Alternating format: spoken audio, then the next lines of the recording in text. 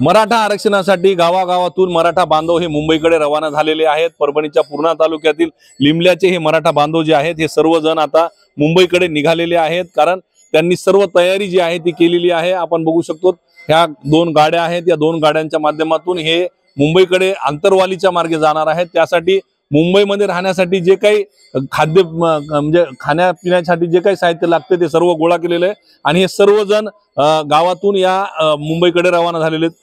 काय सांगाल, कशासाठी चाललात तुम्ही? आम्ही आता मुंबईला जाण्याचा हा अंतिम टप्प्याची लढाई आहे मराठा आरक्षणासाठी।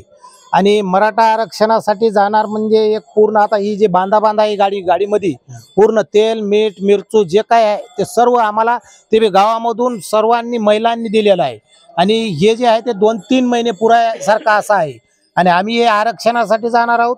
20 जानेवारी म्हणजे आता आम्ही निघालेलो आहोत आणि आम्ही आरक्षण घेतल्याशिवाय तिथून येणारच नाही। जोपर्यंत आम्हाला आरक्षण मिळत नाही तोपर्यंत आम्ही मुंबई सोडणार नाहीत। आणि तिथून आरक्षण जेव्हा मिळेल तेव्हाच आम्ही गुलाल घेऊनच इकडे येणार नाहीत। जरांगे पाटील जोपर्यंत मुंबईमध्ये थांबतील तोपर्यंत आम्ही मुंबईमध्येच थांबणार। काय वाटतं, सरकार आरक्षण देईल का? हा, द्यावाच लागतं आरक्षण आता।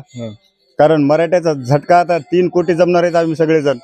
गेल्या कित्येक वर्षापासून आम्हाला हे सरकार वेगवेगळे सरकार आलेत आणि आरक्षणाचं चॉकलेट द्यायलेत। आता मात्र आम्ही आरक्षण घेतल्याशिवाय मुंबईमधून येणार नाही वापस।